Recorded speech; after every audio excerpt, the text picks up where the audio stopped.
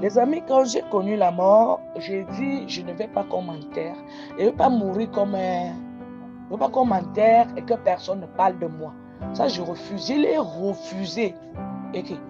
Dans ma tête, je me disais que j'avais quelque chose qui pouvait m'aider, qui pouvait faire en sorte qu'on ne m'enterre pas comme une fourmi. Les amis, est-ce que vous savez que même sa propre mort, on doit le défendre? Tu dois te poser la question, si un jour je meurs, on va m'enterrer comment?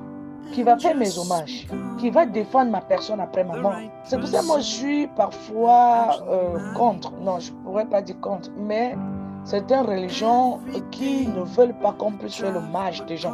Une personne qu'on enterre sans l'hommage et une personne qu'on peut déposer comme ça, comme s'il n'était pas quoi. Vous devez défendre tout, tout. J'ai commencé, j'ai dit, je ne veux pas. Je ne meurs pas comme ça. Je sentais que je n'avais plus de souffle, mais mon cœur battait. Et je dis toujours, j'entends ton cœur battre. Je vais vous dire quelque chose. Parfois, le souffle vous lâche, mais votre cœur bat à l'intérieur de vous.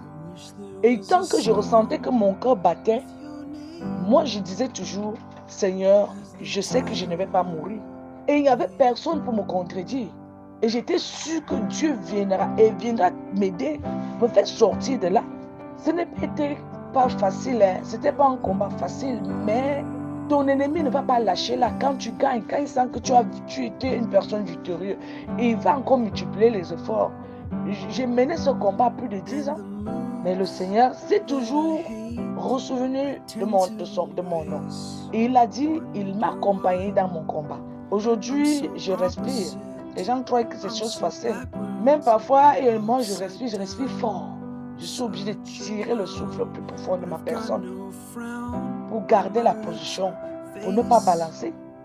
Et tu vas arriver une personne comme moi, tu ne me connais pas, il va arriver quelque part, soit j'aurai des problèmes de santé, comme l'autre jour, j'ai pris un cas en commun où j'expliquais au chauffeur, je ne peux pas, et les gens se sont mis à m'incriguer. Ce genre de personnes, quand tu arrives dans ce genre d'endroit, qu'est-ce qu'il faut faire? Les gens qui ne connaissent pas, ils vont te juger par rapport à ton comportement, mais ils ne savent pas comment tu as fait pour maintenir une sorte de force en ta personne, pour que tu ne puisses pas tomber. Je pardonne, je passe. Vous allez les répondre. Vous allez finir par les maudire. Parce que je vais vous dire, une personne qui te juge aujourd'hui, par rapport à ce que tu traverses, serait une personne qui va écoper la même chose demain. Ça, c'est une loi qui ne trompe pas. Ne juge pas, ne pas que tu ne sois jugé à la manière dont tu as jugé autrui. Je l'ai toujours vu. Chaque fois que j'ai porté un jugement quelconque à quelqu'un, cela m'arrivait aussi, pour que je puisse ressentir ce que la personne ressentait. Merci de m'avoir suivi, on se retrouve à la prochaine vidéo. Bonne journée mes amours.